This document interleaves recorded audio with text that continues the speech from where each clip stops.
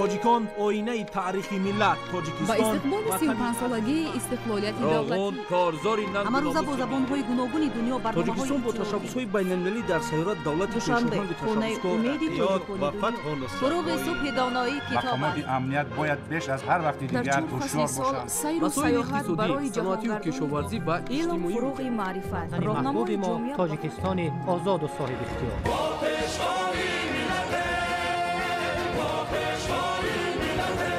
دوست باشید، اتفاق باشید، شکرانه همین دولت کنید، شکرانه همین سرزمین کنید، شکرانه کنید که چنین وطن عزیز و محبوب دارید.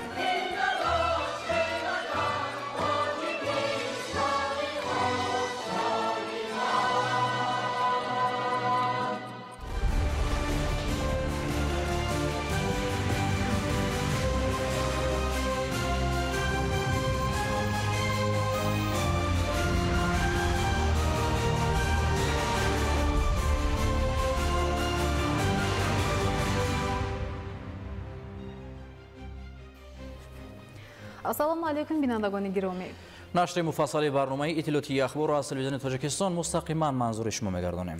дар студия бо шумо Қурбон Қурбонзода ва Марҷона Шарифова. имрӯз дар барнома натиҷаҳои сафари расмии президенти ҷумҳурии тоҷикистон пешвои миллат муҳтарам Эмомалӣ Раҳмон ба Федератсияи Русия, таҳкими кӯрҳои созандагӣ ва омодагӣ ба Наврӯз, беҳсозии имкониятҳои истеҳсолию хизматрасонӣ бо ифтитоҳи 8 иншооти нав дар Турсунзода. дар 5 сол дар шаҳри Турсунзода бунёду ба истифода додани 459 иншоот ба нақша гирифта шудааст. идомаи сохтумони 9 бинои таълимӣ дар ноҳияи Рашт.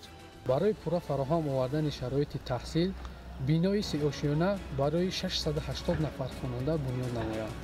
татбиқи ҳадафи чоруми стратегӣ ва истеҳсоли маҳсулоти ивазкунандаи воридот, фаъолияти 6 корхонаи истеҳсоли дору дар сол, беҳсозии шароит ва истифодаи имкониятҳои нав барои ҷалби сайёҳон дар Хатлон.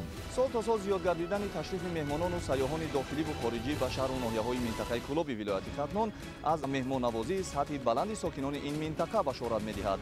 татбиқи имтиёзҳо ва фароҳамсозии замина барои рушди кирмакпарварӣ, бунёди 5 гектар тутсор дар Ёвон, парвариши зироати техникӣ дар шароити дигаргуншавии иқлим, кишти пунбандона бо усули нав дар Фархор. хоҷагидорон мақсад доранд ки имсол дар майдони зиёда аз 40 гектар кишти пунбандонаро бароҳ монанд. эҳё ва мақоми ҷаҳонии намудҳои варзиши миллӣ, мусобиқаи гӯштингирӣ дар Панҷакин бо иштироки паҳлавонон аз 5 давлат. имрӯз президенти ҷумҳурии тоҷикистон пешвои миллат муҳтарам Эмомалӣ Раҳмон бо президенти ҷумҳурии Узбекистон муҳтарам Шавқат Мирзиёев суҳбати телефонӣ анҷом доданд. масъалаҳои мубрами рӯзномаи дуҷониба ҳамчунин мавзуоти байналмилалӣ ва минтақавӣ мавриди баррасӣ қарор гирифтанд. президентҳо аз сатҳи имрӯзаи ҳамкории дуҷониба изҳори қаноатмандӣ карданд. сарбарони ду давлат ҳамдигарро бо фарорасии идҳои Наврӯз ва иди Сайди Фитр табрик намуданд. президенти ҷумҳурии Узбекистон муҳтарам Шавқат Мирзиёев пешвои миллатро ба муносибати ба имзо расонидани шартнома дар бораи сарҳади давлатӣ миёни ҷумҳурии Тоҷикистон ва ҷумҳурии Қирғизистон шодбош гуфтанд. дар ҷараёни суҳбат ҷонибҳо ҳамзамон дар робита ба ҷадвали вохӯриҳои минбаъдаи дуҷониба ва бисёрҷониба табодули назар намуданд. аз ҷумла оид ба мулоқоти сеҷонибаи президентҳои Тоҷикистон, Қирғизистон ва Узбекистон ки қарор аст дар охири моҳи ҷорӣ дар шаҳри Бостони Хуҷанд баргузор шавад, табодули афкор сурат гирифт. 16-17 марти соли равон президенти ҷумҳурии Тоҷикистон пешвои миллат муҳтарам Эмомалӣ Раҳмон бо сафари расмӣ дар Федератсияи Русия қарор доштанд. 16 март сафари расмии президенти ҷумҳурии Тоҷикистон пешвои миллат муҳтарам Эмомалӣ Раҳмон ба Федератсияи Русия бо ворид шуданашон ба шаҳри Москва оғоз ёфт. маросими истиқболи расмии меҳмони олиқадр президенти ҷумҳурии Тоҷикистон дар фурудгоҳи Внуково 2 шаҳри Москва баргузор гардид. сарвари давлати мо муҳтарам Эмомалӣ Раҳмонро муовини раиси ҳукумати Федератсияи Русия Марат Ҳуснуллин ва дигар намояндагони воломақом гарму самимӣ пазироӣ карданд. барои истиқболи шоиста майдони фурудгоҳ бо парчамҳои давлатии ду кишвар оро ёфта, ротаи қаровули фахрии гарнизони ҳарбии Москва ва оркестри низомии асбобҳои нафасӣ саф ороста буд.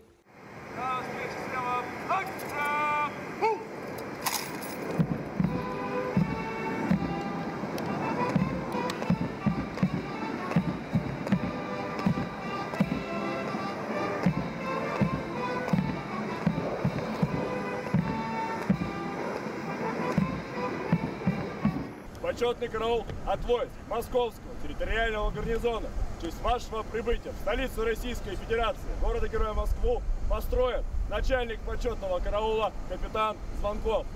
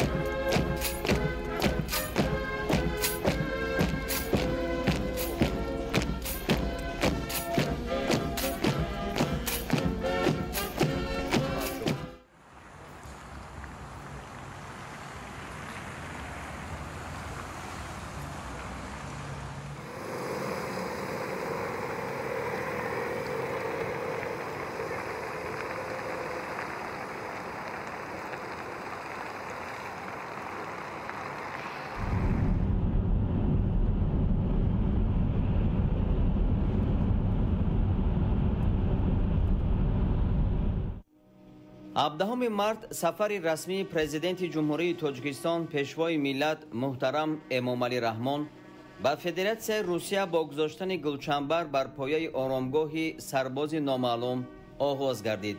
дар маросими гулчанбаргузорӣ дар боғи александр қаровули фахрӣ ва оркестр саф ороста буд. коменданти ҳарбии Москва оид ба саф кашидан ва омодагии горди фахрӣ барои баргузории маросими гиромидошти хотираи қурбониён ба президенти ҷумҳурии тоҷикистон гузориш дод. сарвари давлати тоҷикистон муҳтарам эмомалӣ раҳмон таҳти мусиқии маросимӣ дар назди гулхани абадӣ гулчанбар гузошта бо дақиқаи хомӯшӣ хотираи қаҳрамонони Федератсияи Русияро пост доштанд.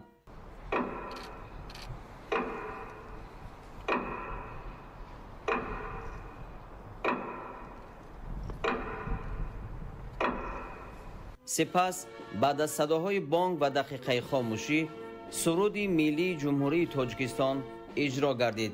баъд аз анҷоми маросими гулчанбаргузорӣ бо қадамзании мутантан аз назди президенти Тоҷикистон муҳтарам Эмомалӣ Раҳмон ва иштирокдорони маросим қаровули фахрӣ гузашти низомӣ анҷом дод. дар ин маросим сарвари давлати Тоҷикистонро намояндагони воломақоми ҳукумати Федератсияи Русия ҳамроҳӣ намуданд.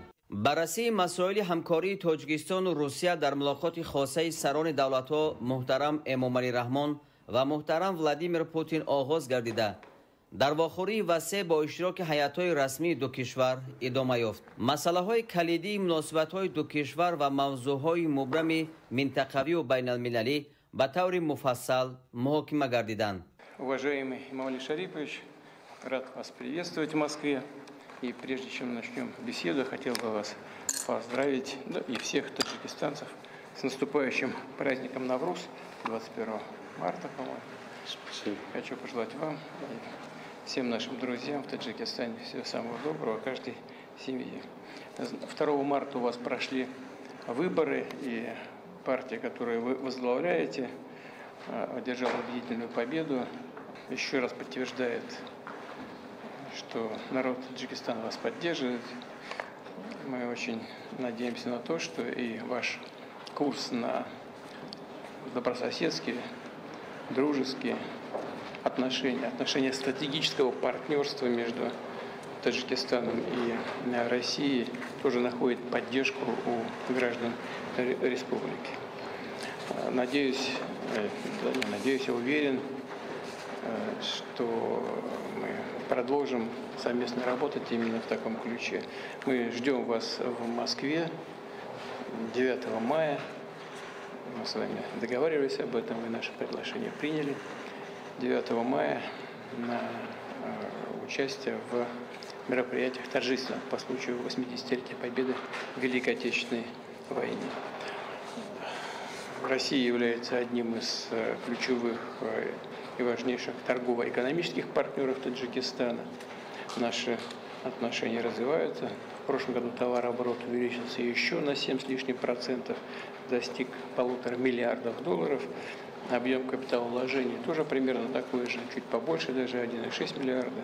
80 субъектов Российской Федерации поддерживают отношения с властями, со своими партнерами из областей Таджикистана. Мы с вами вместе занимаемся вопросами обеспечения безопасности на нашем пространстве в зоне ответственности ОДКБ. Таджикистан активно работает в организации. И сегодня у нас намечается подписание соответствующих документов, в том числе и по этому направлению. Мы очень рады вас видеть. У нас много вопросов, и они подготовлены. Ну, конечно, как всегда, есть вопросы, которые нужно будет, видимо, на уровне министерств, ведомств пообсуждать дополнительно. Наша команда хорошо подготовлена с обеих сторон. Мы рады вас видеть. Добро пожаловать. Большое спасибо, уважаемый Владимир. Во-первых, огромное большое спасибо за приглашение, теплый прием и гостеприимство.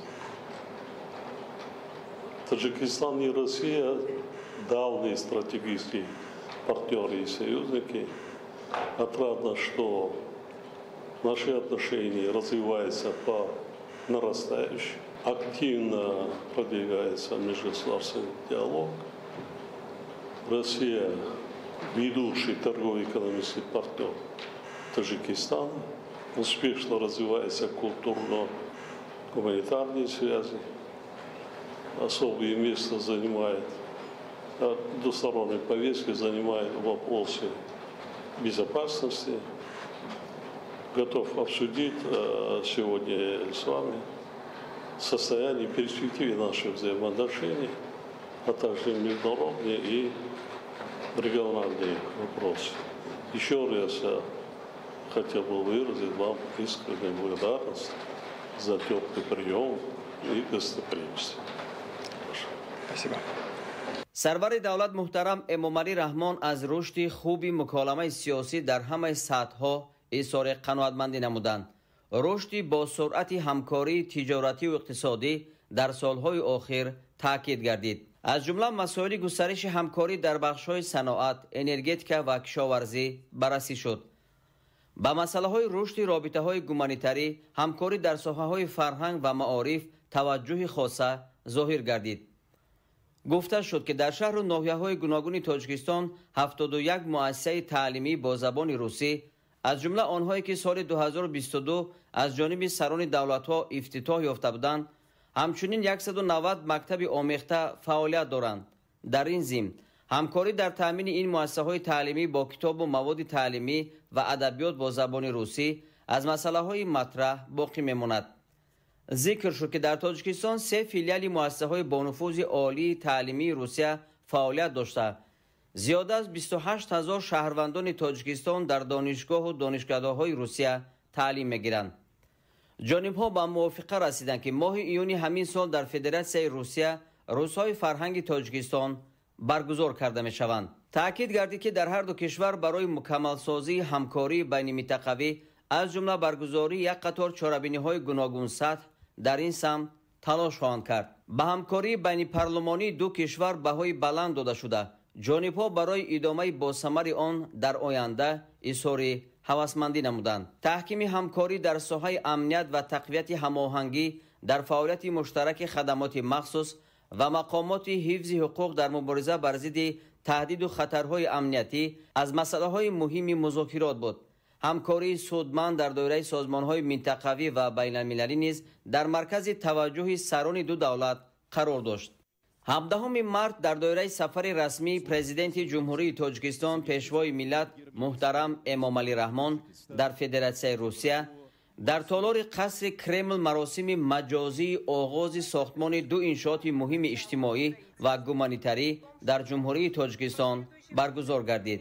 дар маросими оғози бунёди театри давлатии драмавии русӣ ба номи Владимир Маяковский ва маркази байналмилалии таълимӣ барои омӯзиши кӯдакони балояқат дар шаҳри Душанбе аз маҳалли сохтмони иншоот раиси Маҷлиси Миллии Маҷлиси Олии Ҷумҳурии Тоҷикистон, раиси шаҳри Душанбе муҳтарам Рустами Эмомалӣ ва муовини сарвазири Ҷумҳурии Тоҷикистон Дилрабо Мансурӣ оид ба омодагӣ ба баргузории маросим гузориш доданд.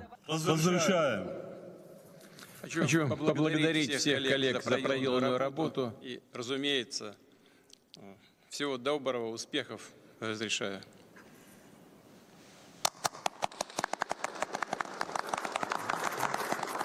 бо розигии сарони давлатҳои муҳтарам Эмомалӣ Раҳмон ва муҳтарам Владимир Путин барои бунёди театри давлатии драмавии русӣ ба номи Владимир Маяковский ва маркази байналмилалии таълимӣ барои омӯзиши кӯдакони болояқат дар шаҳри Душанбе санги асос аз ҷониби раиси Маҷлиси Миллии Маҷлиси Олии Ҷумҳурии Тоҷикистон, раиси шаҳри Душанбе муҳтарам Рустами Эмомалӣ ва дигар шахсони масъули ду ҷониб гузошта шуд. сарони ду давлат ва дигар ҳозирин маросими гузоштани санги асоси ин ду иншооти муҳими соҳаҳои фарҳанг ва маорифро дар мониторҳои калон дар қасри Кремл мушоҳида намуданд. қобили зикр аст, ки оғози сохтмони ин ду иншоот боз як нишонаи тавсеяи бомароми робитаҳои гуманитариву фарҳангии Тоҷикистону Русия мебошад. пас аз анҷоми музокироти сатҳи олӣ дар ҳузури президенти ҷумҳурии Тоҷикистон муҳтарам Эмомалӣ Раҳмон ва президенти Федератсияи Русия муҳтарам Владимир Путин санадҳои нави ҳамкорӣ ба имзо расид.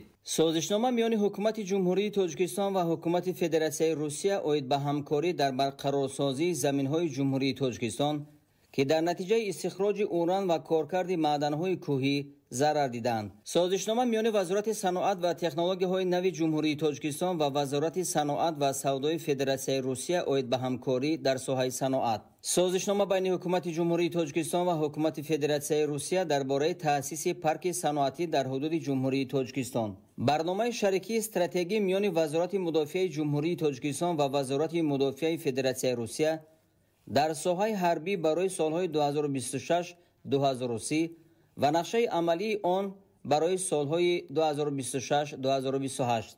ёддошти тафоҳум миёни Бонки Миллии Тоҷикистон, Вазорати молияи Ҷумҳурии Тоҷикистон ва Бонки Марказии Федератсияи Русия, Вазорати молияи Федератсияи Русия оид ба ҳамкорӣ дар самти баландбардоштани сатҳи саводнокии молиявии аҳолӣ. ёддошти тафоҳум оид ба ҳамдигарфаҳмӣ миёни Агентии инноватсия ва технологияҳои рақамӣ назди Президенти Ҷумҳурии Тоҷикистон ва Вазорати рушди рақамӣ, алоқа ва коммуникатсияи оммавии Федератсияи Русия вобаста ба ҳамкорӣ дар соҳаи рақамикунонӣ ва технологияҳои иттилоотӣ. созишнома миёни мақомоти иҷроияи ҳокимияти давлатии вилояти Хатлони Ҷумҳурии Тоҷикистон ва ҳукумати вилояти Кирови Федератсияи Русия оид ба татбиқи муносибатҳои иқтисодии байналмилалӣ ва хориҷӣ дар соҳаи тиҷоратию иқтисодӣ, илмию техникӣ, иҷтимоӣ, фарҳангӣ ва гуманитарӣ. баъди имзои санадҳои нави ҳамкорӣ, сарони давлатҳо муҳтарам Эмомалӣ Раҳмон ва муҳтарам Владимир Путин барои доираи васеи хабарнигорон нишасти матбуотӣ ороста, оид ба натиҷаи музокироти сатҳи олӣ бо изҳорот суханронӣ намуданд. Уважаемый Эмомалӣ Шарипович, дамы и господа, друзья, искренне рады приветствовать президента Республики Таджикистан Эмомалӣ Шариповича Рахмона, который находится в России с официальным визитом. Подчеркну, наши сегодняшние переговоры с Эмомалӣ Шариповичем по традиции прошли в дружеской и деловой атмосфере и были весьма содержательными. Отношения между Россией и Таджикистаном носят подлинно стратегический, партнерский и союзнический характер, основываются на незыблемых принципах взаимного уважения, равноправия и учета интересов друг друга. А самое главное, они продолжают поступательно и динамично развиваться. Россия является одним из крупнейших внешнеторговых партнеров Таджикистана. В прошлом году товарооборот увеличился более чем на 7% и достиг $1,5 миллиарда. Наша страна входит в число ведущих инвесторов в таджикскую экономику. В республике работает свыше 300 предприятий с российским участием, а в целом наши капиталовложения составляют $1,6 миллиарда. Важно, что Россия и Таджикистан практически отказались от использования иностранных валют в финансовых взаиморасчетах. Доля рубля в коммерческих сделках по итогам прошлого года превысила 96%. Последовательно выстраиваются устойчивые каналы кредитно-банковского сотрудничества. Целый ряд банков Таджикистана подключились к системе передачи финансовых сообщений Центробанка России. Российские и таджикистанские граждане имеют возможность осуществлять трансграничные переводы денежных средств через систему быстрых платежей. Решаются вопросы более широкого использования на территории Таджикистана российских платежных карт МИР. Правительства двух стран на постоянной основе работают над тем, чтобы улучшить режим взаимной торговли и инвестиций, создать условия для новых взаимовыгодных проектов. Реализуются подписанные в октябре прошлого года программы экономического сотрудничества. Профильными ведомствами двух стран разработан план мероприятий по увеличению двухстороннего товарооборота в 2,5 раза к 2030 году. Россия поставляет большие объемы нефти и нефтепродуктов в республику, практически полностью покрывая потребности таджикистанской экономики в углеводородах. Причем поставки энергоносителей осуществляются без взимания экспортных таможенных пошлин. На таджикистанском рынке активно работает «Газпромнефть», владеющая сетью нефтебаз и заправочных станций и обеспечивающая весомую долю всех налоговых платежей в государственный бюджет страны. Россия помогает Таджикистану в развитии гидроэнергетики. Построенная с российским участием Стангюдинская ГЭС производит 12% потребляемой республикой электроэнергии. Наши компании готовы и далее оказывать содействие в эксплуатации и модернизации существующих в Таджикистане мощностей генерации на основе самых передовых технологических и экологических стандартов. Углубляется промышленная кооперация. Российская группа компаний БТК реализует проект по созданию в республике кластера легкой промышленности, полного цикла от выращивания хлопка до производства готовых швейных изделий. Налажены поставки на таджикистанский рынок продукции машиностроения, легковых автомобилей, труб, изделий металлопроката. А в соответствии с подписанным сегодня межправсоглашением в Душанбе в скором времени будет создан российско-таджикистанский индустриальный парк. Хорошо известно, что в России живут и работают порядка 1 миллиона граждан Таджикистана. Они заняты в самых разных отраслях, особенно таких динамично развивающихся, как строительная и жилищно-коммунальная сфера, транспорт и логистика, и вносят большой вклад в развитие российской экономики. И что немаловажно, их денежные переводы на родину являются серьезным подспорьем и для Таджикистана, и для их семей. Мы стремимся обеспечить таджикистанцам в России достойные условия труда и социальной защиты. Российские профильные ведомства находятся в постоянном диалоге с таджикистанскими коллегами и дают максимально подробные разъяснения правил в сфере миграции. Отмечу также, что наша страна предоставляет Таджикистану значительное донорское содействие. За счет российских средств республики финансируются программы школьного питания, модернизация оросительных систем, а также многие другие проекты в важных сферах жизни таджикистанского общества. Продвигается сотрудничество в культурно-гуманитарной области. Как известно, в Таджикистане русский язык имеет конституционный статус языка межнационального общения. Мы очень благодарны президенту Таджикистана за такое бережное отношение к русскому языку. В этой связи отмечу успешно реализуемый совместный проект школьного обучения на русском языке. Речь идет о 5 школах в Душанбе и других таджикистанских городах, в которых по российским образовательным программам и стандартам обучается порядка 5,5 тысяч учеников. В рамках проекта «Российский учитель за рубежом» в прошлом году в Таджикистан для преподавания направлено почти 100 педагогов из России. Кроме того, в настоящее время в российских вузах, а также на филиалах в республике и в Российско-Таджикском славянском университете обучается более 35 тысяч таджикских студентов. Для нужд республики выделена одна из самых крупных для стран СНГ квот – 1000 государственных стипендий. Сегодня в Душанбе состоялась торжественная церемония по случаю начала строительства при участии России Международного образовательного центра для одаренных детей и нового здания Государственного русского драматического театра имени Владимира Маяковского. И мы с Эмомали Шариповичем приняли в ней участие по видеосвязи. Рассчитываем, что эти новые культурные объекты станут еще одним символом дружбы народов России и Таджикистана. А в нынешнем году мы вместе отмечаем 80-летие победы в Великой Отечественной войне.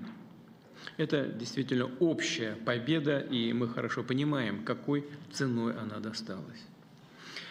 Дорожим памятью о героизме наших отцов, дедов, прадедов, отстоявших жизнь, свободу для нас и для будущих поколений. Эмомали Шарипович принял наше приглашение и приедет на празднование юбилея Победы 9 мая в Москве.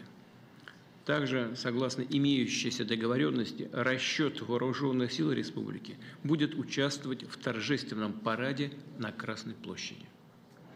Обсуждение актуальной региональной и глобальной повестки дня вновь подтвердило общность позиций наших стран. Россия и Таджикистан привержены принципам верховенства международного права, суверенитета, невмешательства во внутренние дела. Мы осуществляем координацию по ключевым направлениям и на основных международных площадках – ОДКБ, ШОС, Содружество независимых государств. Россия оказывает поддержку Таджикистану в ходе его председательства в СНГ в текущем году, главным событием которого станет саммит лидеров Содружества в октябре в Душанбе. Разумеется, мы не могли не обсудить и проблематику безопасности в Средней Азии, в частности, с учетом вызовов и угроз, исходящих с территории Афганистана. Россия будет и впредь содействовать поддержанию мира и стабильности в этом регионе, в том числе используя возможности, дислоцированные в республике 201-й российской военной базы. Условлено и далее углублять оборонное, военно-техническое, антитеррористическое и антинаркотическое сотрудничество. упомянуть, что в конце 2023 года состоялось открытие погранзаставы в горном районе Таджикистана. Застава построена за счет российского федерального бюджета и укомплектована самыми современными техническими средствами и вооружением. Мы договорились сегодня, что будем продолжать работать по этому направлению.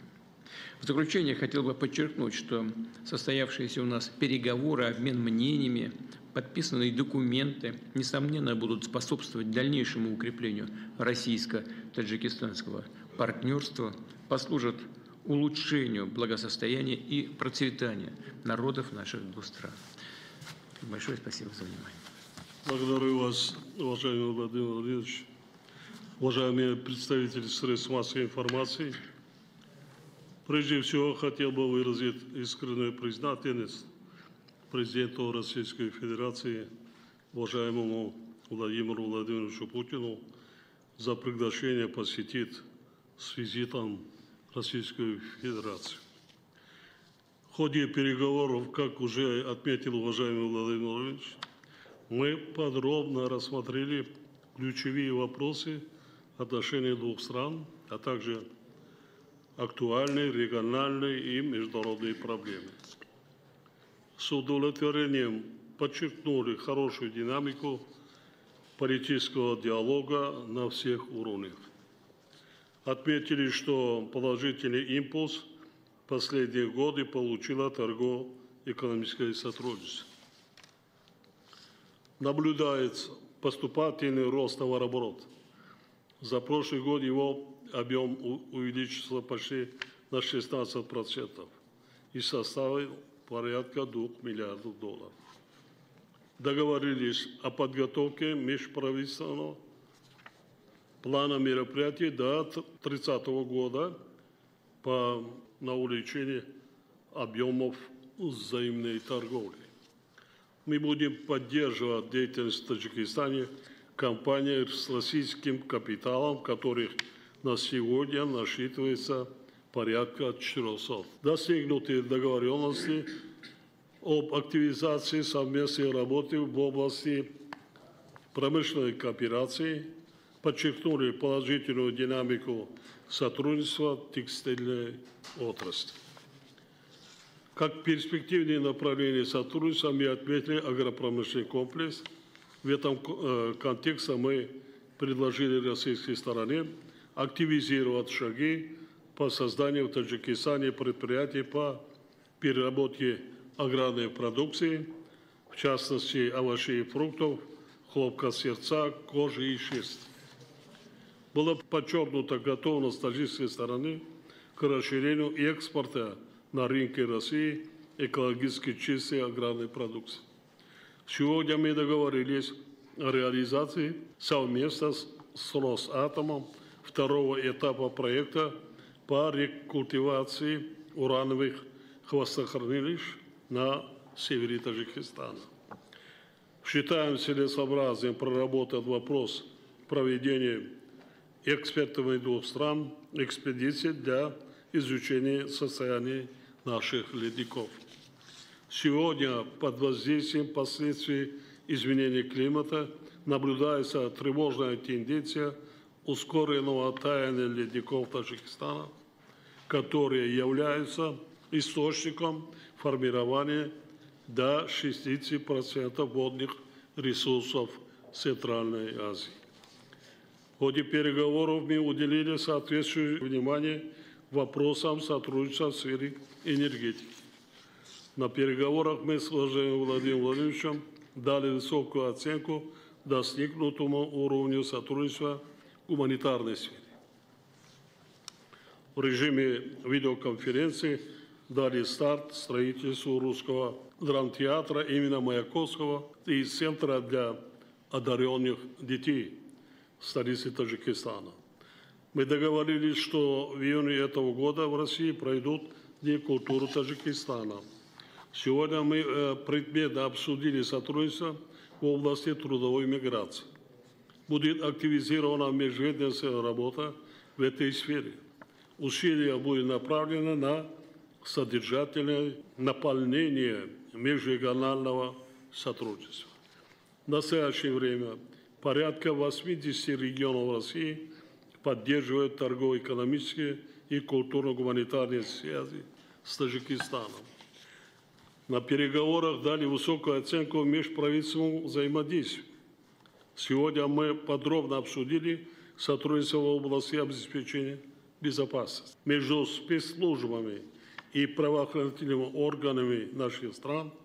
Налажено тесное и плодотворное сотрудничество в данном направлении. И это дает конкретные результаты последних годов. Взаимодействие сторон в этой области охватывает широкий круг вопросов противодействия вызовам и угрозам безопасности.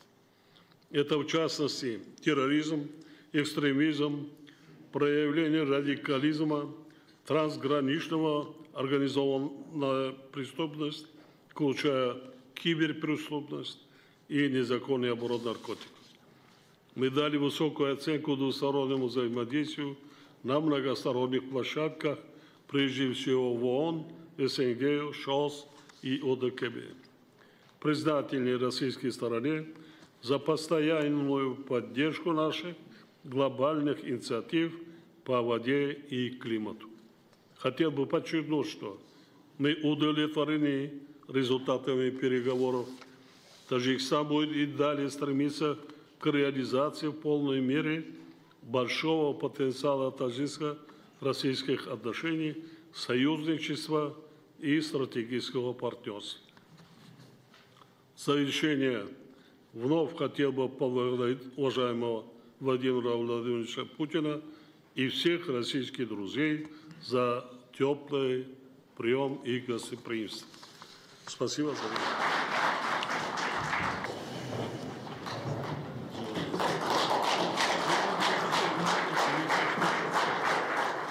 ҳабдаҳуми март сафари расмии президенти ҷумҳурии тоҷикистон пешвои миллат муҳтарам эмомалӣ раҳмон дар федератсияи русия анҷом ёфт. маросими гусели меҳмони олиқадр президенти ҷумҳурии тоҷикистон дар фурудгоҳи внукова 2 шаҳри москва баргузор гардид. сарвари давлат муҳтарам эмомалӣ раҳмонро намояндагони воломақоми ҳукумати федератсияи русия самимӣ гусел карданд.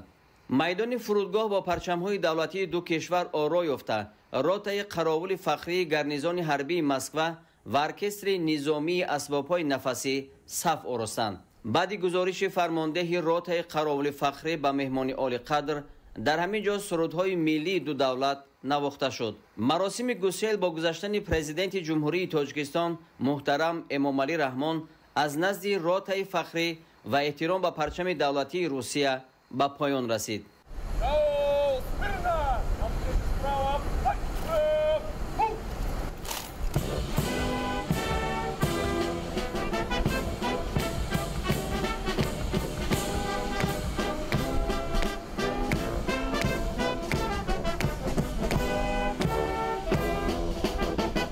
Господин президент, почетный караул от войск Московского территориального гарнизона в честь вашего убытия из столицы Российской Федерации, города-героя Москва, построен начальник почетного караула капитан Звонков.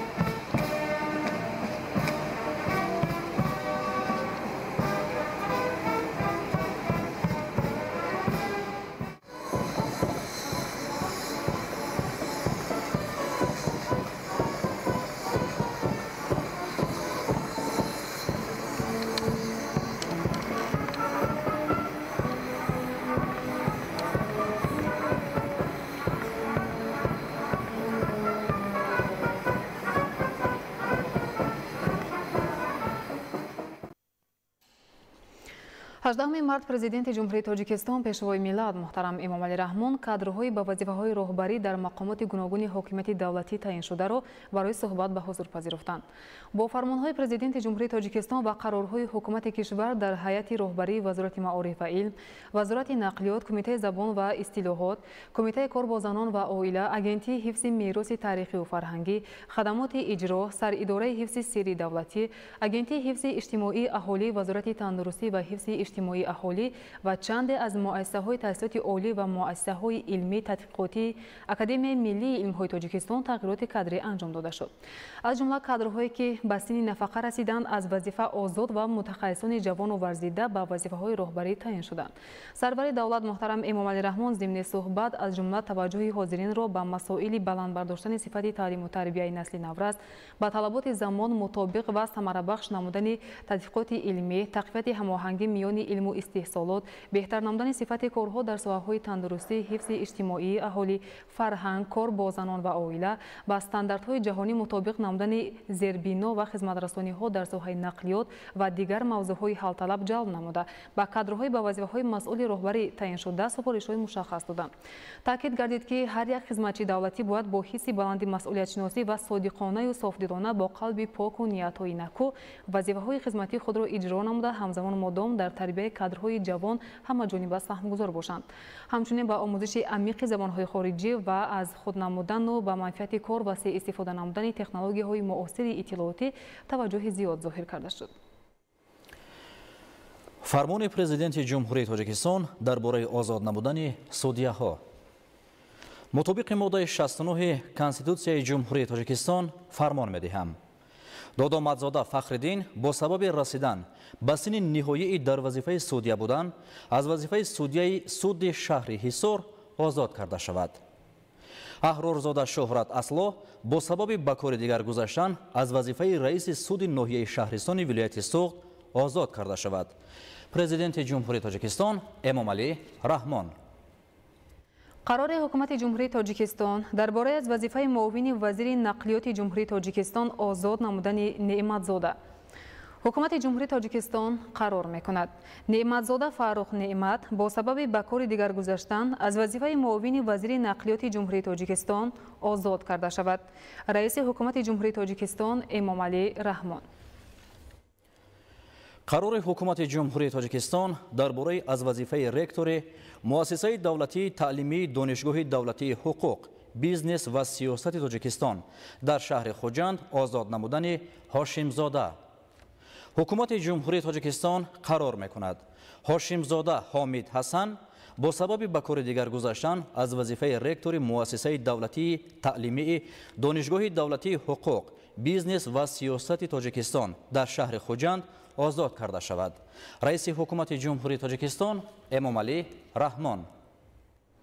қарори ҳукумати ҷумҳурии тоҷикистон дар бораи аз вазифаи ректори муассисаи давлатии таълимии донишкадаи давлатии фарҳанг ва санъати Тоҷикистон ба номи Мирзо Турсунзода озод намудани Низомӣ. ҳукумати ҷумҳурии тоҷикистон қарор мекунад Низомӣ Муҳриддин Зайниддин бо сабаби ба кори дигар гузаштан аз вазифаи ректори муассисаи давлатии таълимии донишкадаи давлатии фарҳанг ва санъати Тоҷикистон ба номи Мирзо Турсунзода озод карда шавад. раиси ҳукумати ҷумҳурии тоҷикистон Эмомалӣ Раҳмон. қарори ҳукумати ҷумҳурии тоҷикистон дар бораи аз вазифаи ректори муассисаи давлатии консерваторияи миллии тоҷикистон ба номи Талабхоҷа Сатуров озод намудани Достизода. ҳукумати ҷумҳурии тоҷикистон қарор мекунад Достизода Миралӣ бо сабаби ба нафақа баромадан аз вазифаи ректори муассисаи давлатии консерваторияи миллии тоҷикистон ба номи Талабхоҷа Сатуров озод карда шавад. раиси ҳукумати ҷумҳурии тоҷикистон Эмомалӣ Раҳмон. қарори ҳукумати ҷумҳурии тоҷикистон дар бораи аз вазифаи директори институти биологии Помир ба номи Худоёр Юсуфбекови Академияи миллии илмҳои Тоҷикистон озод намудани Хуҷамзода. ҳукумати ҷумҳурии тоҷикистон қарор мекунад Хуҷамзода Гулнора бо сабаби ба нафақа баромадан аз вазифаи директори институти биологии Помир ба номи Худоёр Юсуфбекови Академияи миллии илмҳои Тоҷикистон озод карда шавад. раиси ҳукумати ҷумҳурии тоҷикистон Эмомалӣ Раҳмон.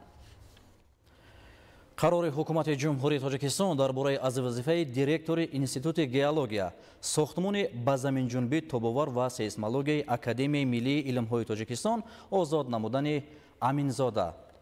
ҳукумати ҷумҳурии тоҷикистон қарор мекунад Аминзода Пуллод бо сабаби ба нафақа баромадан аз вазифаи директори институти геология сохтмони ба заминҷунбӣ тобовар ва сейсмологияи академияи миллии илмҳои тоҷикистон озод карда шавад. раиси ҳукумати ҷумҳурии тоҷикистон Эмомалӣ Раҳмон.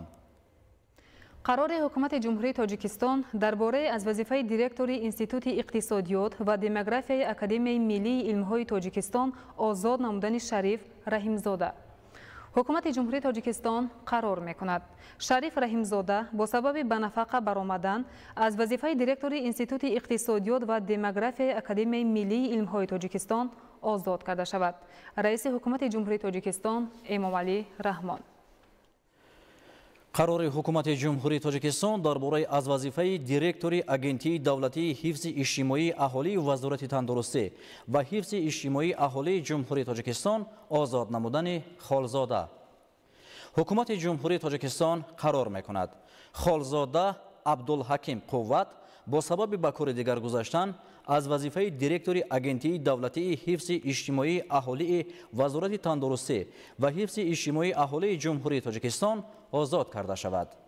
раиси ҳукумати ҷумҳурии тоҷикистон Эмомалӣ Раҳмон. фармони президенти ҷумҳурии тоҷикистон дар бораи сафири фавқулода ва мухтори ҷумҳурии тоҷикистон дар ҷумҳурии демократии социалистии Шри-Ланка таъин намудани Бобо Калонзода.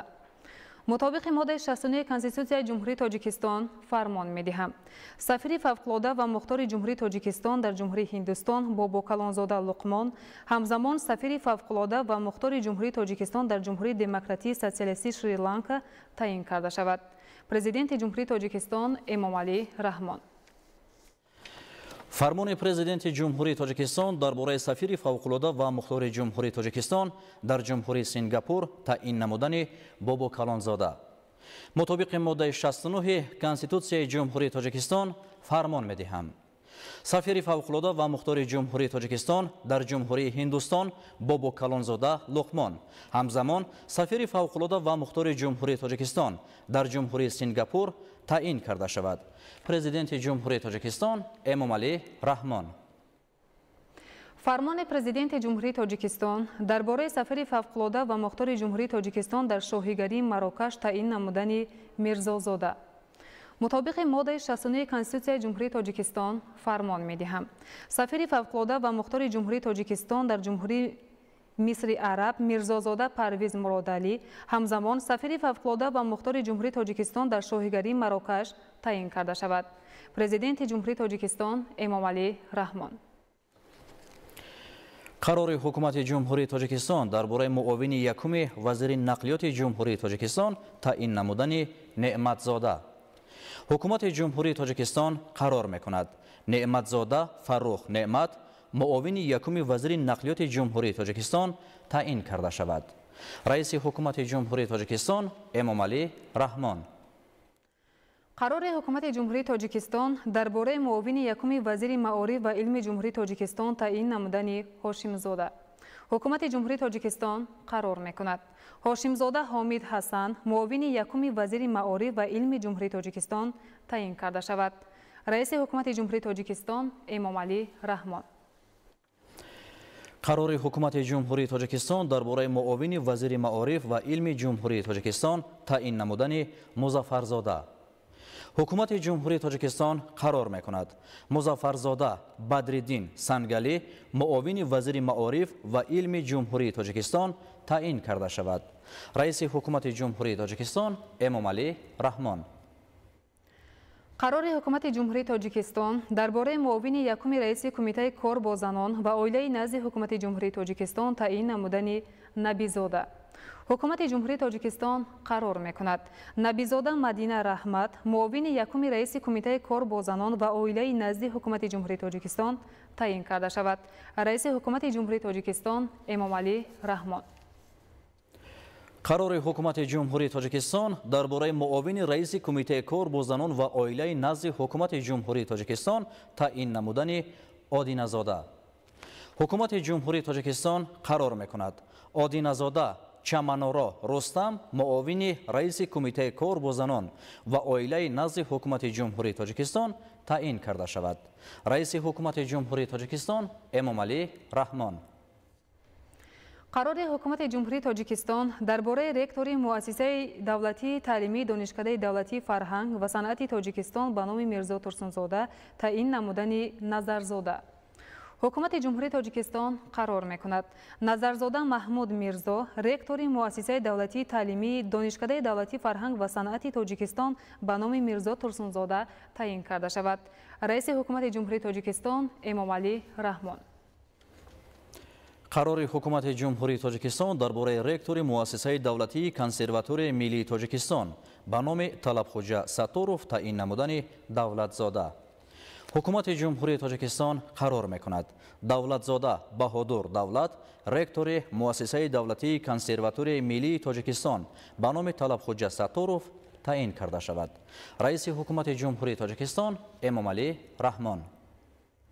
قرار حکومت جمهوری تاجیکستان درباره دیرکتور انستیتوت مسئله‌های آب، گیدروانرژتیکا و اکولوژی اکادمی ملی علم‌های تاجیکستان تعیین نمودن گل احمدزاده. حکومت جمهوری تاجیکستان قرار میکند گل احمدزاده امینجان عبدوجبار دیرکتور انستیتوت مسئله‌های آب، گیدروانرژتیکا و اکولوژی اکادمی ملی علم‌های تاجیکستان تعیین کرده شود. رئیس حکومت جمهوری تاجیکستان امامعلی رحمان.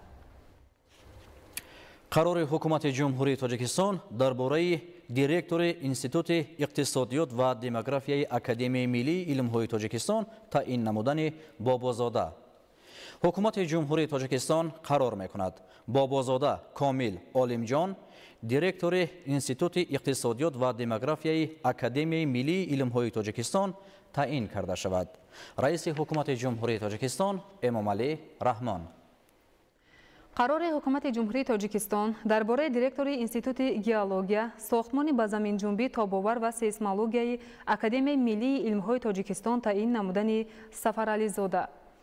حکومت جمهوری تاجیکستان قرار میکند سفرعلیزاده ناصر سعید جلال دیرکتور انستیتوت گئولوژیا، ساختمان به زمین‌جنبی تاب‌آور و سیسمولوژی اکادمی ملی علم‌های تاجیکستان تعیین کرده شود.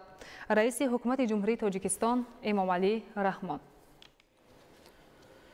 قرار حکومت جمهوری تاجیکستان درباره دیرکتور انستیتوت بیولوژی پامیر به نام خدایار یوسفبکوی اکادمی ملی علم‌های تاجیکستان تعیین نمودن عبدالنظرزاده. حکومت جمهوری تاجیکستان قرار میکند عبدالنظرزاده عبدالنظر غایبنظر دیرکتور انستیتوت بیولوژی پامیر به نام خدایار یوسفبکوی اکادمی ملی علم‌های تاجیکستان تعیین کرده شود. رئیس حکومت جمهوری تاجیکستان امامعلی رحمان. قرار حکومت جمهوری تاجیکستان درباره رکتور مؤسسه دولتی دانشکده بین‌المللی خوجند مؤسسه دولتی دانشگاه بین‌المللی سیاحی و صاحبکاری تاجیکستان تعیین نمودن سعیدزاده. حکومت جمهوری تاجیکستان قرار میکند سعیدزاده مسرور میرزاخان رکتور مؤسسه دولتی دانشکده بین‌المللی خوجند مؤسسه دولتی دانشگاه بین‌المللی سیاحی و صاحبکاری تاجیکستان تعیین کرده شود. رئیس حکومت جمهوری تاجیکستان امامعلی رحمان.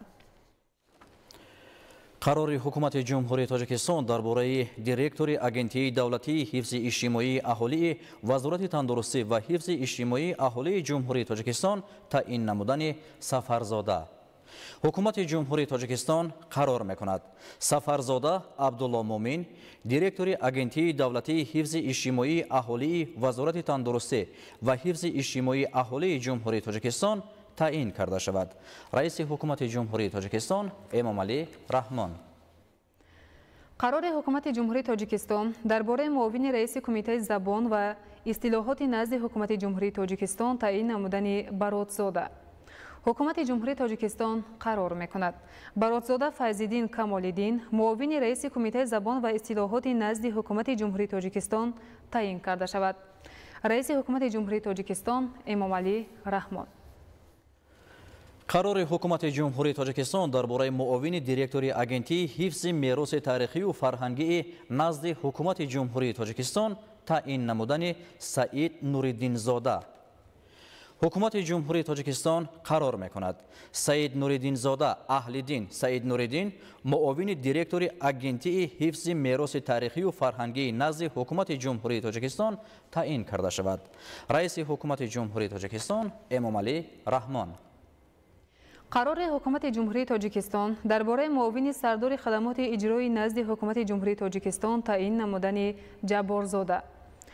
حکومت جمهوری تاجیکستان قرار می‌کند جبارزاده دیناره زوحل معاون سردار خدمات اجرایی نزد حکومت جمهوری تاجیکستان تعیین کرده شود. رئیس حکومت جمهوری تاجیکستان امامعلی رحمان. قرار حکومت جمهوری تاجیکستان درباره معاون سردار سراداره حفظ سری دولتی نزد حکومت جمهوری تاجیکستان تعیین نمودن آدینه‌زاده. حکومت جمهوری تاجیکستان قرار می‌کند آدینه‌زاده اسماعیل میرزامودین معاون سردار سراداره حفظ سری دولتی نزد حکومت جمهوری تاجیکستان تعیین کرده شود. رئیس حکومت جمهوری تاجیکستان امامعلی رحمان. امروز در شهر دوشنبه جلسه ششم مجلس نمایندگان مجلس عالی جمهوری تاجیکستان دعوت ششم برگزار گردید که در آن لایحه قانون جمهوری تاجیکستان اید به وارد نمودن تغییر الهه‌ها به قانون جمهوری تاجیکستان درباره بودجه دولتی جمهوری تاجیکستان برای سال 2025 بررسی گردید. در اجلاس همچنین سازشنامه بین جمهوری تاجیکستان و جمهوری قرقیزستان درباره ساختمان و استفاده راههای اتومبیلگرد، آبادانی و استفاده چهارراههای اتومبیلگرد، شرطنامه بین جمهوری تاجیکستان و جمهوری قرقیزستان درباره سرحد دولتی تاجیکستان و قرقیزستان، سازشنامه بین حکومت جمهوری تاجیکستان و دیوان وزیران جمهوری قرقیزستان درباره تامین دسترسی به ابیکت‌های خواجگی آب و انرژتیکی و سازشنامه عاید به مبلغ‌گذاری کمک تکنیکی برای مبلغ‌گذاری لایحه نیروگاه برق آبی راغون بین جمهوری تاجیکستان و اساسیاسیون بین‌المللی رشد مورد محاکمه قرار گرفت. از روی همه مسائل بررسی شده قرارهای داخل‌دار قبول گردیدند. 19 مارت سال 2025 در شهر دوشنبه جلسه یکم اجلاس یکم مجلس نمایندگان مجلس عالی جمهوری تاجیکستان دعوت هفتم برگزار می‌گردد. اجلاس یکم مجلس نمایندگان مجلس عالی جمهوری تاجیکستان دعوت هفتم ساعت 10 در تالار مجلسگاه مجلس نمایندگان مجلس عالی جمهوری تاجیکستان دایر کرده می شود.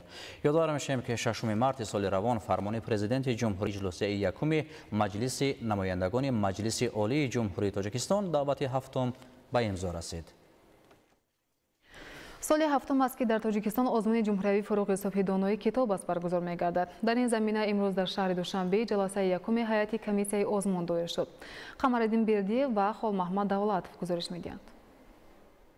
امروز در وزارت معارف و علم جمهوری تاجیکستان جلسه یکم هیئت کمیسیه آزمون جمهوری فروغ صبح دانایی کتاب است. در سال 2025 تحت ریاست رئیس کمیسیه آزمون مذکور معاون سروزیر جمهوری تاجیکستان دلربا منصوری برگزار گردید. اینچنین در کل جلسه مسئولین وزارت معارف و علم جمهوری تاجیکستان، اعضایان کمیسیه آزمون، نمایندگان مقامات اجرایی حاکمیت دولتی ولایت و شهر و ناحیه‌های مملکت، سردارا و مدیران ریاست و شعبه‌های معارف و دیگر مسئولین اشتراک نمودند. ضمن برگزاری چهاربینی ابراز گردید که با تشبث اساسگذار صلح و وحدت ملی پیشوای ملت پرزیدنت جمهوری تاجیکستان محترم امامعلی رحمان در مملکت آزمون جمهوری فروغ صبح دانایی کتاب است راه اندازی گردیده از جانب اهالی دستگیری وسیع پیدا کرده است. در ادامه مسئولین دایر به وظیفه‌های کمیسیه جمهوری و صلاحیت‌های آن طبق نظامنامه آزمون جمهوری فروغ صبح دانایی کتاب است برآمد کرده وظیفه‌های کمیسیه را در سمت برگزار نمودن آزمون ابراز نمودند. طبق امر پرزیدنت جمهوری تاجیکستان از 2 ینوار سال 2025 با نظامنامه آزمون جمهوری فروغ صبح دانایی کتاب است تغییر و الهه‌ها وارد گردیده در سال 2025 نامینه ایجاد نظم و نثر طبق خلاصه و پیشنهاد کارشناسان از نظامنامه بیرون کرده شد. همزمان جهت باز هم تکمیل و تحکیم بخشیدن روند برگزاری آزمون و هوسمندسازی بیشتر اشتراکچیان با دستگیری به واسطه رهبریت دولت و نظامنامه آزمون در سال 2025 نوگانی‌ها وارد کرده شد. همین طور وابسته به اشتراکچیان آزمون محدودیت‌ها برطرف کرده شده. منبع در آزمون مذکور در برابر شهروندان جمهوری تاجیکستان، شهروندان کشورهای خارجی از آن جمله تمام تاجیکان جهان و هموطنان برون مرزی نیز میتوانند فعالانه اشتراک نمایند. اینچنین مکافات پولی برای غالبان آزمون 2 برابر زیاد کرده شده. مبلغ عمومی برای برگزاری و قدرشناسی غالبان آزمون 6,670,000 سامانی را تشکیل می‌دهد. дар охир ҳайати ҷаласаи озмун қарорҳои дахалдор ҷиҳати баргузории даври аввали он ва андешидани чораҳои зарурӣ қабул намуд.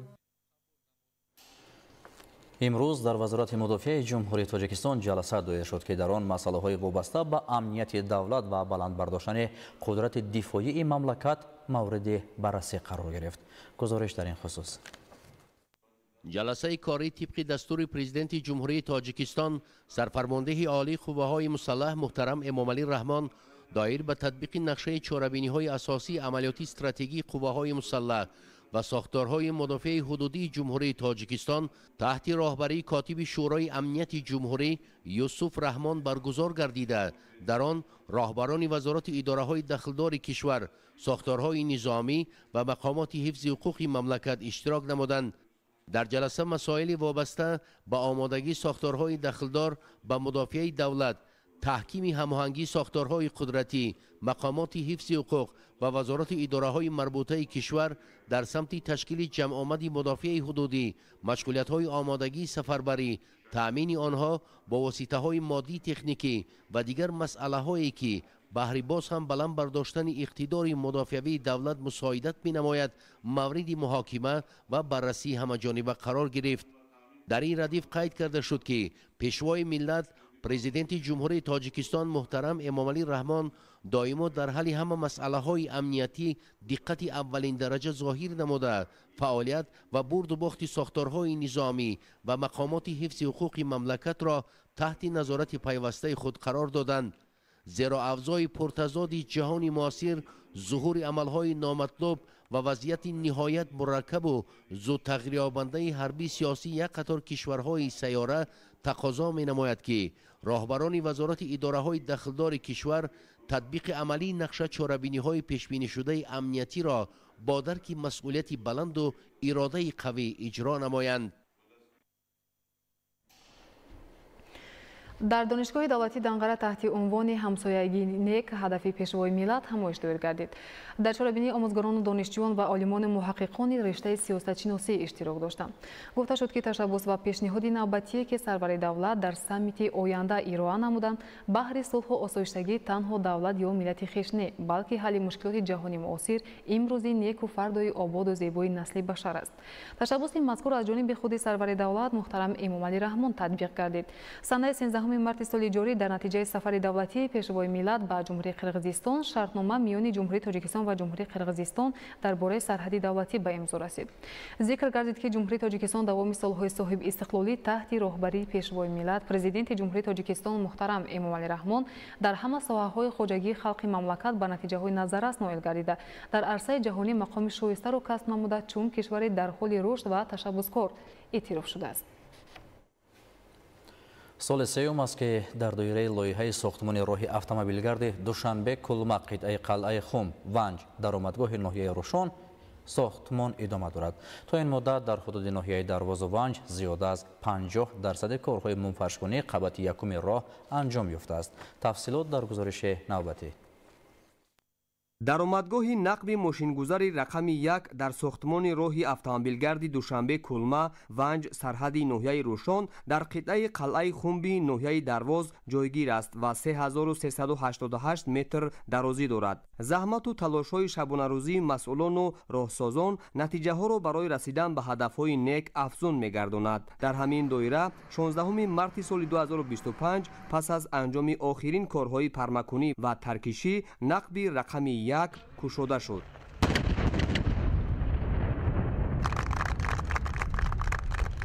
این برای نقب کنان خصوصا مسئولان و راهسازان مرکز تطبیق لایحه تجدید راه اتومبیلگرد دوشنبه چناق روزی فرح و شادی و خاطرمان بود، زیرا این قسمت اساسی انشاءات با جلب متخصصان داخلی و خارجی در مهلت معین شده و صفت بلند به انجام رسانده شده است که برای پیشرفت فعالیت من بعده کارگران مساعدت می‌کند. ما در مدت 2 سال و 4 ماه توانستیم که کارهای ترکشی و پرمکنی را به انجام رسانیم. این روز همچون روز تاریخی در بدخشان باقی میماند که نقب کلانترین در بدخشان در با درازی 3388 متر است. این شب و روز برای وسعت کارهای باقی مانده در نقب ماشینگذاری رقم 1 زیاده از 200 نفر مشغول کار هستند و در 3 بست فعالیت می نمایند. در روزی عمومی هر دو نقب ماشینگذاری راه اتومبیلگرد دوشنبه کلما قطعه قلعه خنب ونج سرحد ناحیه روشن 5200 متر را تشکیل می دهد. حالا موافق نقشه در نقب دیگر انشاءات کارهای ارماتوربندی و سمنتاسیونی با جلب کارگران محلی ادامه دارد. باقی مانده کارهای مومفرش‌کنی و چراغان‌کنی نقب در آینده پیش بینی شده است. نفت‌کنان تاجیک با قوه رستمانه و عزم اراده مستحکم تمام قوه خود را به خرج دادند که نقب مذکور را در وقت معین شده با سر بلند سپارند. ترکیش شد و این ترکیش دو قسمت را با هم پیوست، یعنی که دهه کیوران را با دهه جارف پیوست نمود. ما مردمی درواز از سیاست پیشوای ملت جناب عالی امام علی رحمان نهایت خرسند سرفرازیم. نقب یکم راه پره کارهای ساختمانش با اتمام رسید و به نزدیکی که راه نزدیکتر گشوده می شود و یک سبکی یک کاری مشکلات مردم آسانتر می شود. در اساس دستور و سفارش‌های پرزیدنت جمهوری تاجیکستان پیشوای ملت محترم امام علی رحمان راه ماشینگرد دوشنبه کلما قطعه قلعه خنب ونج سرحد ناحیه روشن موافق نقشه پیش بینی شده با سطح و صفت بلند و رعایت معیارهای راهسازی بنیاد گردیده در روزهای تجلیل جشن 35 سالگی استقلالیت دولتی جمهوری تاجیکستان مورد استفاده قرار داده می شود. در قطعه های چهارم و پنجم که از حدود ناحیه ونج میگذرد کارهای ساختمانی با مرام و با یک وسعت تازه پیشرفت ایستادند. راه روی تعمیر را سالهای زیاد ندیده بود. رفت آمد مردم ولایت مختار کوهستان بدخشان به پایتخت بسیار مشکل بود. حتی از یک شبانه روز زیادتر 2-3 شبانه روز حرکت می نمودند و راهها بسیار وقت محکم و دشوارگذر بودند. با تجدید و از نوسازی شدن راه مذکور حرکت منتظم واسطه نقلیات و حرکت بخطر آنها پر تامین گردیده روای شهروندان آسان می‌گردد. فرمایشگر این طرح وزارت نقلیات جمهوری تاجیکستان و هماهنگساز آن مرکز تطبیق لایحه تجدید راه اتومبیلگرد دوشنبه چناق بوده. حالا کارهای ساختمانی با جلب 225 تکنیکا و نزدیک 900 نفر کارگران و متخصصان محلی و خارجی در 20 نقطه ادامه دارد.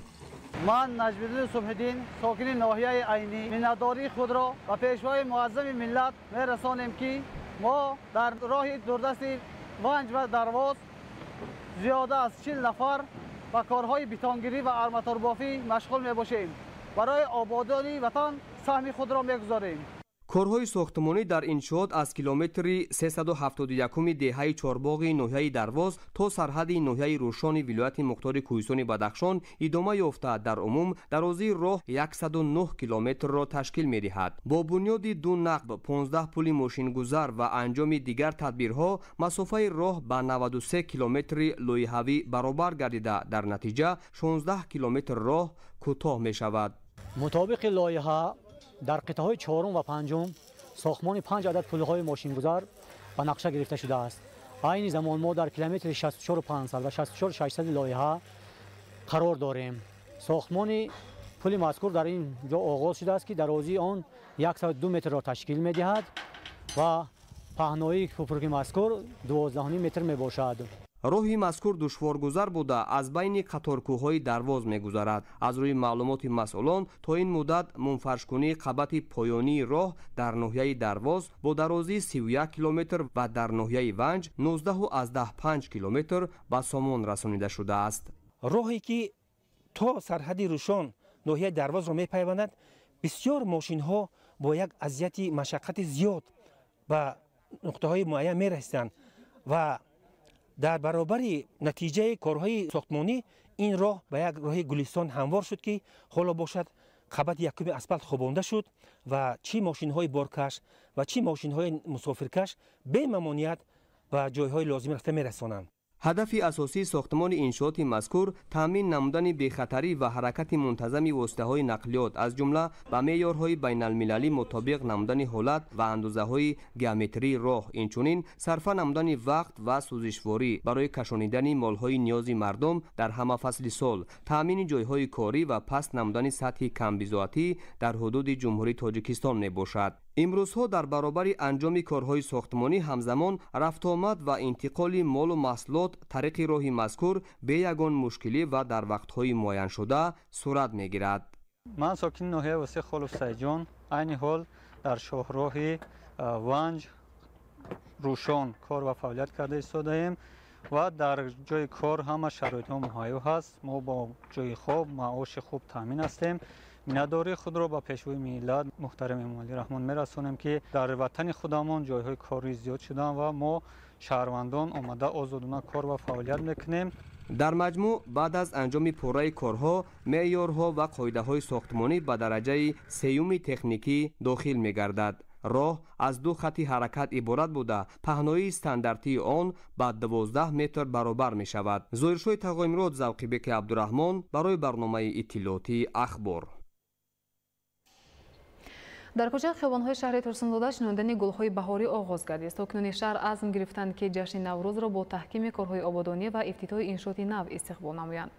Наврӯзшоҳи Азизулло аз шаҳри Турсунзода гузориш медиҳад.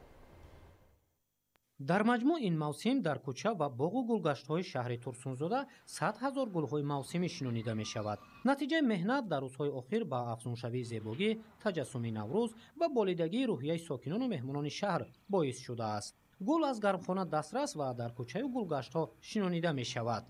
дар гармхонаи муассисаи маҳзуби коммуналӣ зиёда аз 40 000 гулҳои мавсимӣ омода мебошад ва аллакай мо шинондани гулҳои мавсимиро оғоз намудем. 10 намуд гулҳо ба монанди салвия, чини гул, тоҷи хурус, зина ва ғайраҳо ҳастанд. танҳо соли 2025 бояд 91 иншооти гуногун дар шаҳри Турсунзода сохта ба истифода дода шавад, ки аз ин 15 иншооти соҳаи маориф, 4 иншооти тандурустӣ, 2 иншооти варзишӣ, 6 корхонаи саноатӣ, таъмири 12 километр роҳ, бунёди 3 пул, сардхона ва гармхона мебошад. натиҷагирӣ аз иҷрои нақша нишон медиҳад, ки соҳибкорону сокинони маҳаллӣ дар шаҳри Турсунзода дар корҳои ободонӣ ба таври намунавӣ саҳмгузорӣ мекунанд. дар шаҳри Турсунзода бахшида ба ҷашни 35-солагии Солаи Давлати Ҷумҳурии Тоҷикистон наздик ба 459 адад иншооти таъйинотшон гуногун ба нақша гирифта шудааст. то ин замон 288 иншооти таъйинотшон гуногун мавриди истифода қарор гирифт. бунёди иншооти нав дар асоси нақшаи генералӣ сурат гирифта, оянда ҷиҳати ба талаботи муосири шаҳрдорӣ мутобиқ шудани Турсунзода, таъсиси ҷойҳои навикорӣ ва беҳшавии сатҳи зиндагии мардум мусоидат мекунад. ҳоло дар шаҳри Турсунзода 40 ширкати сохтмонӣ фаъолият дорад. дар доираи дастгирии фаъолияти намояндагони бахши хусусӣ аз ҷониби ҳукумати кишвар, имрӯз таҳкими созандагиҳо барои фарогирии шумораи зиёди шаҳрвандон дар иншооти сохташаванда бо ҷои кор мусоидат намудааст. 60 нафар бо ҷои кор таъмин мебошад ва ҳамин гуна то моҳи декабри соли 2025 мо сохтмонро нақша дорем, ки ба итмом расонем ва дар оянда дар ошонаи якум марказҳои хизматрасонӣ ба нақша гирифта шудааст. зиёда аз 20 нафар ба ҷои кори доимӣ таъмин мешаванд. ин мавсим дар шаҳри Турсунзода зиёда аз 30 000 ниҳоли дарахтони сояафкану ороишӣ шинонида шудааст. айни замон бошад кӯчати 10 намуди гулҳои мавсимӣ, тозаю озода кардани маҳалли зист, рангу боркунӣ ва дигар корҳое, ки аз хислатҳои накӯи инсонӣ ва аз суннатҳои ҷашни Наврӯз бармеояд, ҷараён дорад. ҳамаи ин ободкориҳову созандагиҳо дар шабу рӯзе, ки Наврӯзи байналмилалӣ ҷашн мегирад, яке аз суннатҳои ҳамин ҷашни аҷдодии мо низ ҳаст. мо хурсанд аз он ҳастем, ки ба ин васила шаҳри худро ободу зебову ва боз ҳам диданитар мегардонем. бо иҷрои супориши ҳукумати кишвар, ҳадафи сокинони шаҳри Турсунзода тавассути иҷрои суннатҳои ҷашни Наврӯз дастҷамона ба таҳкими корҳои ободонӣ, омодагии сатҳи баланд ба ҷашни Наврӯз ва дучанд гардонидани дастовардҳои меҳнатӣ равона карда шудааст. дар доираи таҳкими корҳои созандагӣ, рӯзҳои наздик иншооти нави истеҳсолию хизматрасонӣ мавриди истифода қарор мегирад. дар 5 сол дар шаҳри Турсунзода бунёду ба истифода додани 459 иншоот ба нақша гирифта шудааст. танҳо дар шабу рӯзи таҷлил аз ҷашни Наврӯз дар шаҳр 8 иншооти нав با استفاده داده می شود که با تأسیس جایهای نوی کاری بهتر شدن امکانیت‌های خدمت‌رسانی و رشد ساحه‌های اقتصادی و اجتماعی مساعدت می‌کند. نوروزشاه عزیزالله صدرالدین ابراهیم، ترسونزاده، اخبار. یکی از سنت‌های جشن بین المللی نوروز آباد و زیبا نمودن کوچه و محل و آزاده نگاه داشتن خانه و در میباشد. با نظر داشت این عنعنه نیک از جانب صاحبکاران خیرخواه و سخاوت پیشه راههای محله همدانی و رودکی شهر حصار با مسافه عمومی 1 کیلومتر و 500 متر منفرش کرده شد. گزارش فریدون سبحان و صدرالدین ابراهیم. در دایره تجلیل از جشن بین المللی نوروز و نقشه چاره‌بینی‌های مقامات اجرایی حاکمیت دولتی شهر حصار بخشیده به 35 سالگی استقلال دولتی کارهای آبادانی و سازندگی وسعت داده می شود. با سهم صاحبکاران خیرخواه و سخاوت پیشه از عائله حسینوف‌ها راههای داخلی محله‌های همدانی و رودکی جماعت شهرک حصار از نوسازی کرده شدند. مسافه عمومی راه منفرش شده 1 کیلومتر و 500 متر را تشکیل داده صاحبکاران این عمل را به خاطر خیر و ثواب و آبادی یک گوشه دیار پیش گرفتند. برای عملی گردانی این اقدام از جانب مؤسسه دولتی نگهداری راههای اتومبیلگرد شهر کارمندان و تکنیک‌های ضروری به کار جلب کرده شدند. با نظرداشت خوشصفت انجام دادن کارهای تعمیری اسفالت گرم استفاده برده می شود. همکنون بعد پوره از نوسازی کردن راههای این محله ها ساکنان می توانند از آن سالهای زیاد ثمرناک استفاده برند. چنین اقدام‌های خیرخواهانه ساکنان و صاحبکاران شهر حصار در همکاری با مقامات محلی جهت وسعت دادن کارهای سازندگی و بنیادکاری و آباد نمودن محل زیست روانه کرده شده است. ساکنان با شکرگزاری از فضای صلح و ثبات سرتاسری در مملکت در پیروی به سیاست سازنده و با برار راهبر دولت همین گونه عملهای خیرخواهانه را که از عنعنه‌های نیک نیاگان به حساب می رود با صرفه مبلغ‌های سفر حج برای آبادی یک گوشه دیار خود و بهتر نمودن سطح و صفت زندگی در محل روی کار می گیرند. فریدون سبحان، صدرالدین ابراهیم، شهر حصار، اخبار. در دهه گردابی شهر وحدت به استقبال جشن 35 سالگی استقلال دولتی بنیاد بینای ایلاوگی در نزد مؤسسه تحصیلات میانه عمومی رقم 51 جریان دارد. گزارش در این خصوص. شهر وحدت چون دیگر شهر و ناحیه‌های مملکت در پرتو دستور و هدایت‌های سازنده و بنیادکارانه پیشوای ملت پرزیدنت جمهوری تاجیکستان محترم امامعلی رحمان و با سهمگذاری ساکنان کسب و کار گوناگون در مجموع اهل جامعه شهر روز تا روز نمای تازه کسب می‌نماید. ساحه معارف شهر وحدت در جاده تدبیرهای آبادکاری و سازندگی یکی از ساحه‌های رشد کرده شهر به حساب می‌رود. طبق نقشه مقامات اجرایی حاکمیت دولتی شهر وحدت در همکاری با ساکنان و مردان موافق دیار عین زمان در دایره تدبیرهای بنیادکاری در حدود شهر در زیاده از 5 انشاءات نوی تعلیمی کارهای ساختمانی با وسعت ادامه دارد. بنای اساسی مؤسسه تحصیلات میانه اساسی رقم 51 دهه گردابی جماعت دهات بازاربای برونف شهر وحدت از زمره انشاءات بنیاد شونده محسوب یافته عین زمان در کارهای ساختمانی انشاءات نوی تعلیمی زیاده از 50 نفر ساکنان دهه مذکور سهمگذاری می نمایند. ابراز گردید که بنای اساسی تعلیمگاه امکانیت پرره فراگیری خوانندگان را نداشته سال تا سال در مؤسسه تعلیمی مذکور شماره خوانندگان زیاد گردیده ایستاده است. برای حل مشکلی جای نشست خوانندگان با سهم ساکنان دهه گرداب شهر وحدت و جوانان برومند دیار عین زمان در شفت بینای اساسی تعلیمگاه ساختمان بینای ایلاوگی تعلیمی آغاز گردید.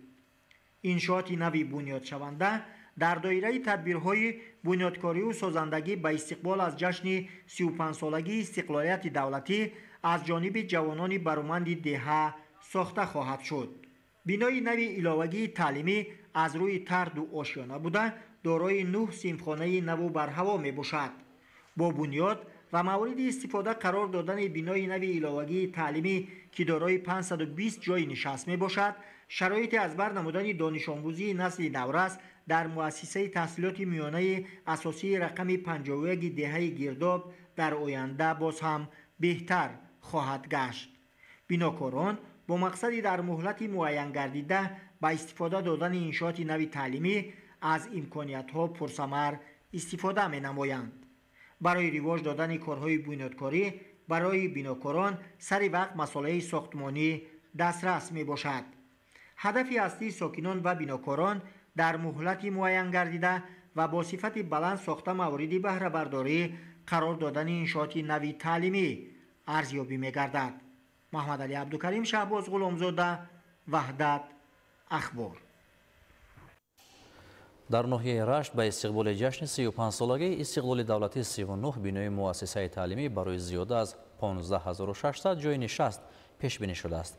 از این شماره تا امروز 31 انشاءات مورد بهره برداری قرار گرفته، در 9 انشاءات دیگر کارهای ساختمانی ادامه دارد. گزارش از ناحیه رشت.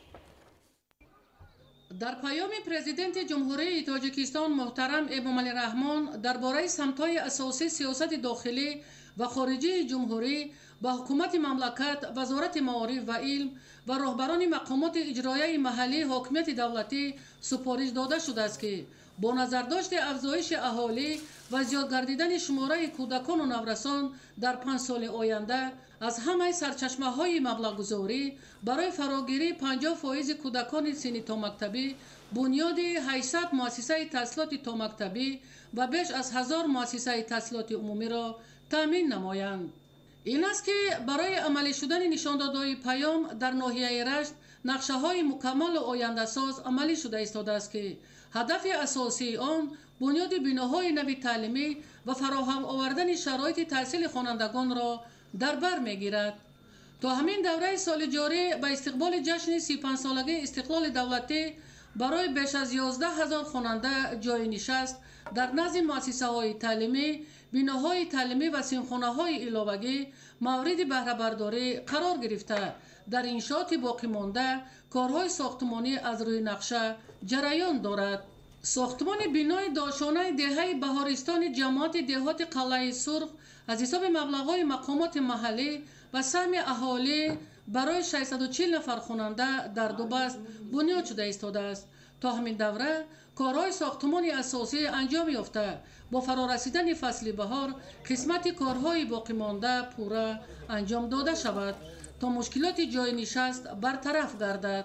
کارهای ساختمانی در بنای سیاه‌شانه نزد مؤسسه تعلیمی رقم 52 محله غرب بالا با سهم اهالی سال گذشته آغاز گردیده بود.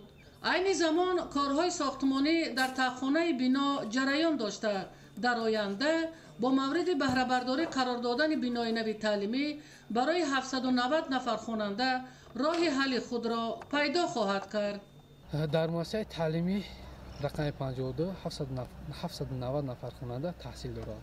برای پورا فراهم آوردن شرایط تحصیل اهالی دهه غربی بالا اقدام گرفتند که بنای سیاه‌شانه برای 680 نفر خواننده بنیاد نمایند. عین حال کارهای ساختمانی در تخانه بنا ادامه دارد.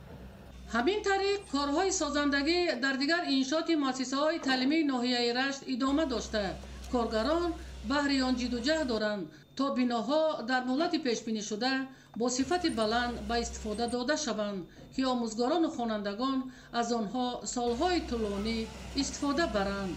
ایدیگل محمود، دودرجان میرزازاده برای برنامه اخبار از ناحیه رشت.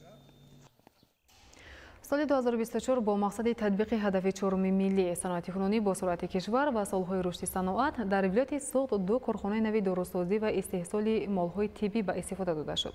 حالا در ولایت 6 کارخانه داروسازی و استحصال مالهای طبی فعالیت دارد. گزارش عبدالوهاب عبدالستار و الیاس بابوجان. سال گذشته با مورد بهره برداری قرار گرفتن جمعیت دارای مسئولیت محدود داروی سوخت و جمعیت دارای مسئولیت محدود سینا مدیکال شماره کارخانه‌های داروسازی و استحصال مالهای طبی در ولایت سوخت به 6 عدد رسید. داروی سوخت دومین کارخانه داروسازی در شهر گلستان بوده در دایره تطبیق هدف 4 ملی صنعت فنونی با سرعت کشور و سالهای رشد صنعت با اقدام صاحبکاری وطنی عبدالولی حاجیف به کار درآورده شد. دستگاه و تجهیزات کارخانه از شرکت‌های معروف جهانی وارد کرده شده، روند استحصالات و بند و بست مواد داروواری طبق طلبات و استانداردهای بین‌المللی جریان می‌گیرد. маводи доруворӣ дар корхонаи нави саноатӣ бо истифода аз меваю сабзавот, гиёҳҳои шифобахши ватанӣ ва қисман аз ҳисоби ашёи хоми воридотӣ истеҳсол карда мешавад. дар ин корхонаи нави саноатӣ 60 нафар мутахассиси маҳаллӣ ба кор ҷалб гардида бо истифода аз технологияи муосири соҳавӣ 30 номгӯи маҳсулот аз ҷумла ғилофак ва доруҳои шаклу ҳаҷми гуногун, гранулаҳо барои суспензия, шарбат, маҳлулҳо барои истифодаи беруна, малҳами табобатию ороишӣ ва дигар маводи дорувории ивазкунандаи воридотро истеҳсол мекунанд. тибқи нақша истеҳсолот дар як сол ба 60 номгӯӣ расонида мешавад. иқтидори истеҳсолии корхона дар як сол 30 миллион бастаҳои дору ва ғилофак, 1 миллион зарфи суспензия, 500 000 зарф маҳлулҳо барои истифодаи беруна ва 1,5 миллион қуттии малҳамро ташкил менамояд. дар вилояти Суғд назорати қатъии сифати доруворӣ, маводи ороишию гигиенӣ, иловаҳои фаъоли биологӣ ва молҳои тиббиро кормандони сарраёсати хадамоти назорати давлатии тандурустӣ ва ҳифзи иҷтимоии аҳолӣ ба оҳда доранд. кормандони ин ниҳоди масъули соҳаи тандурустӣ бо мақсади таъмини бехатарии маводи доруворӣ, молҳои тиббӣ, маводи ороишию гигиенӣ ва иловаҳои фаъоли биологӣ дар муассисаҳои фарматсевтикӣ ва нуқтаву дӯконҳои фурӯши маводи ороишию гигиенӣ пайваста корҳои фаҳмондадиҳиро ба роҳ монда назоратро пурзур менамоянд. طبق معلومات در دوام ماه‌های سپتامبر دکامبر سال 2024 و دو ماه اول سال روان در نتیجه عملی نمودن تدبیرهای ضروری نزدیک 14 تن مول‌های طبی، مواد دارویی و آرایشی و گیگینی به سرتیفیکات مطابقت صفت، خلبکی و مهلت استفادهشان گذاشته نست و نابود کرده شد.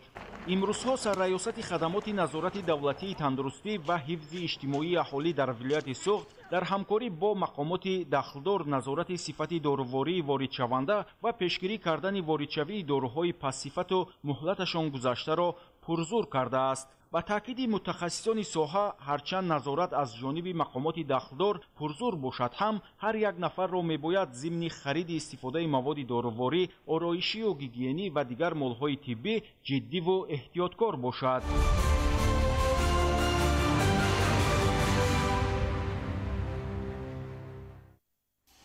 بینندگان گرامی، نشر مفصلی برنامه اطلاعاتی اخبار خاتمه می‌یابد. سلامت و خانه آباد بمانید.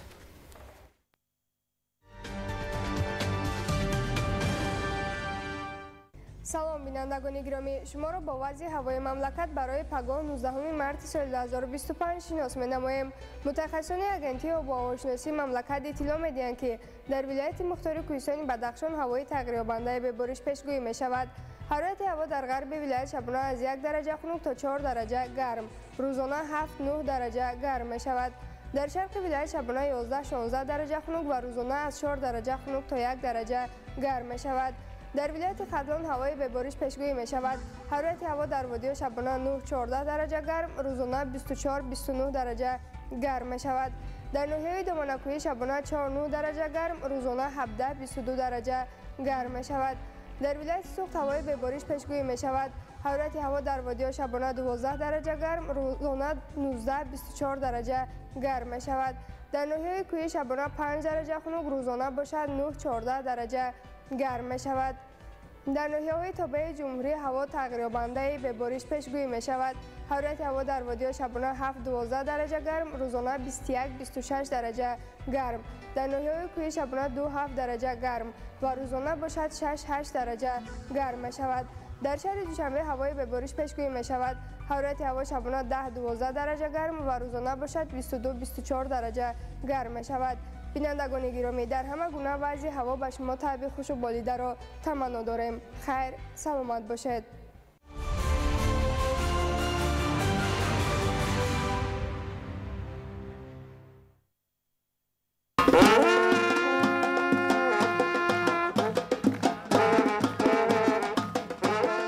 مردم ناحیه فرخار با شکرگزاری از کل حسوبات نوروز بین المللی را در سطح بلند جشن گرفته ایستادند.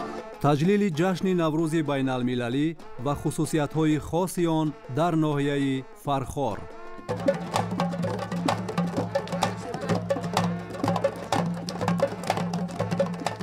ایام بهار سیر چمن آمده است، نوروز به فرخار کهن آمده است.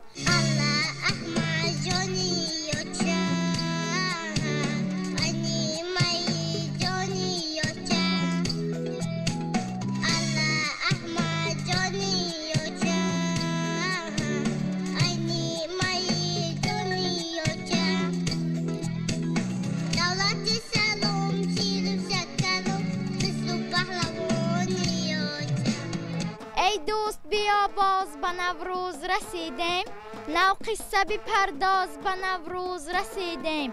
تنتنه سرور و شادمانی و افتخار از تاریخ